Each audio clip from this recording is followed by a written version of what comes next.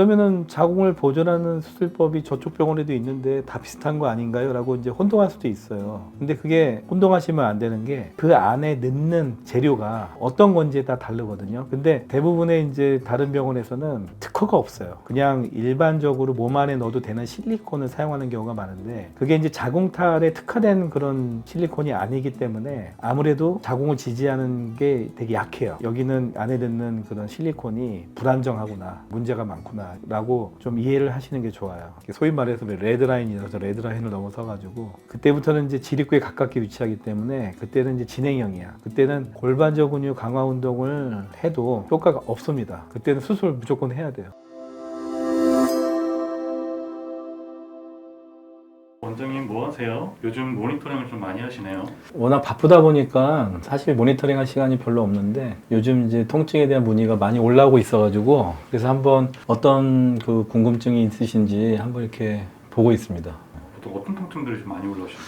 산부인과 관련된 통증이 주로 이제 골반이라든지 골반 주변, 생리통이라든지 골반 안쪽에 이제 질 안쪽 있죠. 막 그런 데가 뭔가 뻐근하고 그러니까 이런 분들은 이제 자궁이 내려와서 우리가 자궁탈 수술 전문으로 하다 보니까 그 자궁탈 때문에 이런 통증이 오나 이러고 막 헷갈려하는 분들이 있어요. 실제로 오늘 그런 환자가 또 왔어. 저희가 댓글을 사실 일일이 답변을 드리기가 좀 힘들어요. 그래서 오늘은 아마 그 여러분들이 그 흔하게 궁금하게 생각하시는 그런 통증과 관련된 이제 증상에 대해서 한번 얘기를 나눠볼까 합니다. 오늘은 통증 네. 특집이 되겠네요. 그런 셈이 되겠죠? 네.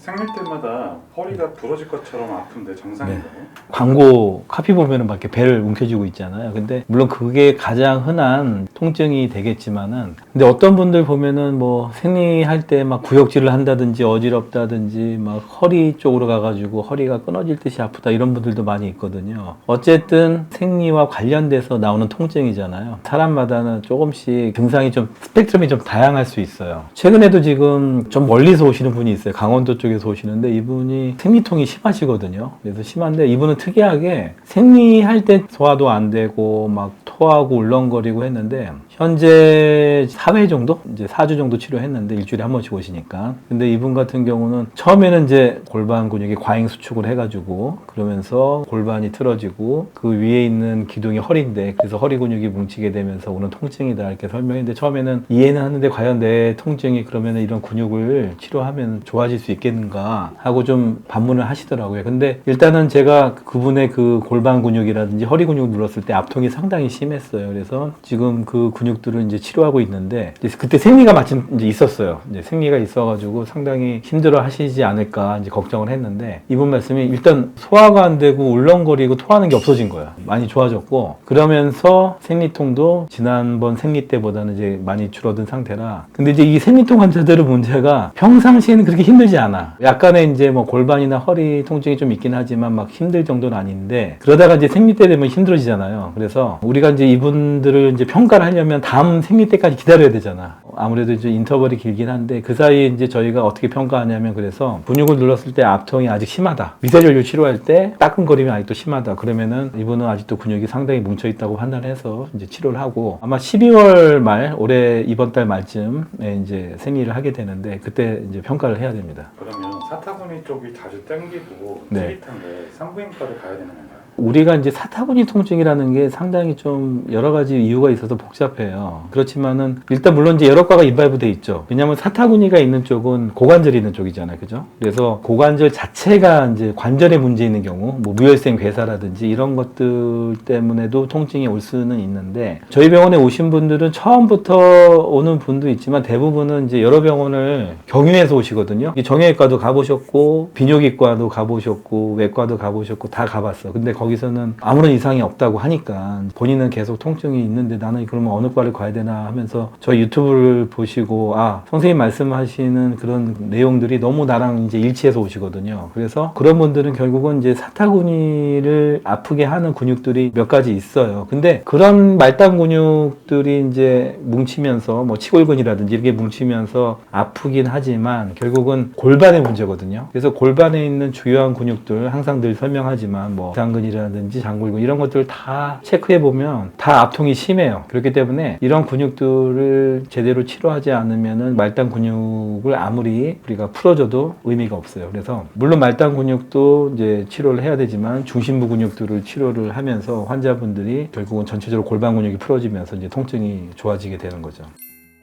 환자분들이 이제 의사에 대한 신뢰도가 떨어진 상태에서 오잖아요. 왜냐하면 이 병원 가서 치료해도 안 되고 저 병원 가서 치료해도 안 되고 그러면서 호소하는 증상이 예를 들면 오늘 온 환자들은 이제 소변을 자주 본다, 절박뇨가 있다 그거거든요. 근데 이분 같은 경우는 한 1년 전에 요실금 증상이 있어서 이제 수술을 받으신 분이에요. 요실금은 그래서 이제 좀 좋아졌대. 근데 아마 그 수술이 뭔가 뭐 문제가 생겼던 것 같아요. 그래서 출혈도 있고 나중에 뭐 혈뇨도 생기고 그래가지고 제 생각에는 요실금 수술한 부위에 상처가 벌어진 것 같아요. 요실금에 사용하는 메쉬도 노출이 돼요. 그래서 결국 일부를 제거했는데 다행히도 그래도 요실금은 옛날보다는 좀 나아지긴 했는데 그 수술 이후에 원래 빈뇨, 그러니까 소변을 자주 보는 증상과 절박뇨, 소변을 못 찾는 증상이 원래 있었어요. 근데 그게 더 악화된 거야. 그러니까 자기 혼자 이제 이렇게 악화된 이유가 일단은 수술이 잘못됐다는 생각이 상당히 강하고 이게 수술이 잘못됐으니까 수술을 다시 해야 된다는 생각이 이제 있는 거예요. 이게 선입관이 있는 거예요. 그렇게 그런 상태로 오셨는데 제가 모든 검사를 해보니까 이분은 수술한 부위 자체가 현재는 문제가 없어. 자기가 생각하기로는 결국은 원장님 영상을 보니까 이제 자궁타 영상을 보신 거야. 자궁이 많이 내려오고 방광이 내려와서 이런 현상이 생겼다. 물론 방광이 많이 내려오면은 빈뇨가 생기긴 해요. 그리고 자궁이 내려오면은 이 질 안쪽이 뻐근해. 그런 느낌이 있거든요. 그 내려오는 묵직함이 있어요. 근데 제가 막상 검사를 해보니까 방광류가 있긴 하지만 심하진 않아. 이게 수술을 막 해야 될 정도는 아니고 그 다음에 자궁이 내려온 것도 없어. 그러면 나는 왜 아픈 거가 이렇게 저한테 이제 반문을 하시는데 이분은 결국은 근육이 문제였어요. 심각하게 골반저 근육을 포함해가지고 골반 근육이 다 뭉쳐서 결국은 이분도 골반 신경 포착 증후군이다. 아니 내가 그러면 골반 근육이 뭉쳐서 신경이 포착이 됐다면 빈뇨나 절박뇨는 왜 생기고 그리고 왜 골반 안쪽이 이렇게 마치 자궁이 내려온 듯한 그런 뻐근함이 왜 있냐. 그래서 골반 신경이 포착이 돼서 음부 신경이 포착이 돼요. 그러면 음부 신경은 골반저 근육을 지배하는 신경인데 그 음부 신경이 항상 화가 나 있어. 그러니까는 골반저 근육이 과잉 수축을 하게 되고 그럼 마치 자궁탈 환자들도 골반저 근육이 과잉 수축해가지고 뻐근함이 있는데 그런 환자처럼 뻐근함이 느껴지는 거예요. 근육의 문제라고 말씀을 드린 건데 선생님 왜 그러면 저는 빈뇨하고 절박뇨가 있어요? 이거는 그냥 방광 자체가 문제 있는 거 아닐까요? 물론 그것도 일정 부분 맞아요. 왜냐면은 그분을 방광 내시경을 했더니 방광벽이 좀 두꺼워져 있었어요. 그러나 그것이 그렇게 심각할 정도로 영향을 끼치는 건 아니거든요. 그렇기 때문에 물론 이제 방광 기능이 그래서 떨어져 있는 거는 맞기 때문에 방광 기능을 향상시켜주는 약도 복용을 하긴 해야 돼. 근데 이분이 평생 약을 먹을 수는 없잖아. 이 골반 근육이 과잉 수축을 하게 되면 허리가 불안정해진다고 그랬잖아. 그래서 허리 근육이 뭉치는데 허리 근육이 뭉치면서 그 허리에서 나오는 교감신경이 방광 기능을 억제해요. 방광이라는 게 기질적으로 약간 두꺼워진 것도 있지만 방광 기능이 지금 다운되어 있는 거야. 전력 공급이 잘 안 되는 거야. 그러면은 예를 들면 소화 기능도 막상 그 각각의 장기에 대해서 뭐 내시경을 보고 여러 가지 테스트를 해보고 혈액 검사해도 이상은 없는데 맨날 소화가 안 돼. 이런 분들 보시면은 결국은 교감신경이 흥분을 해가지고 소화를 시키는 장기 기능이 떨어져 있는 거거든요. 마찬가지로 이분은 방광 기능이 떨어져 있는 거예요. 그래서 방광 기능과 관련된 교감신경이 어디서 나오냐면은 흉추에서 요추로 넘어가는 허리 부위, 흉추 11번, 12번, 요추 1번, 2번 여기가 흉추 요추 이행대인데 제가 아까 그 환자 그쪽을 이렇게 눌러봤거든요. 그랬더니 와 엄청난 압통이 있었고 또 하나는 이제 골반 쪽 뭐 말할 나위 없죠. 장골근, 내요근, 이상근 압통이 너무 심했어요. 방광 기능 저하의 문제와 골반저 근육의 과긴장으로 인한 골반 내 압통 이런 것들이 다 하나로 연결돼 있다는 걸 깨달은 거야. 내가 지금은 아픈데 내가 왜 아픈지를 모르니까 그게 더 불안한 거거든요. 그러니까 원인을 이제 찾게 됐으니까 그거에 대한 어떤 희망이 보이는 거죠. 좀 전에 이거 지금 촬영하기 전에 치료했는데 그냥 뭐 누르는 데마다 완전 돌덩어리인 거예요. 너무 압통 심하고 골반이나 허리 근육이 상당히 뭉쳐 있었어요. 그래서 여러분들이 이렇게 댓글을 보면은 다양한 증상이 있어요. 배가 아프다는 분, 엉치가 아프다는 분, 사타구니가 아프다는 분, 생리통 있는 분, 질 안쪽이 뭔가 경련이 있어가지고 아프다고 하는 분, 외음부가 아프다고 하는 분 증상은 너무 다양합니다. 스펙트럼은 다양하지만 결국은 골반신경 포착 증후군. 증후군이라는 말이 뭐냐면은 여러 가지 증상이 나타난 거를 모은 거예요. 그리고 원인들은 비슷한 거지. 골반신경이 포착이 되었다.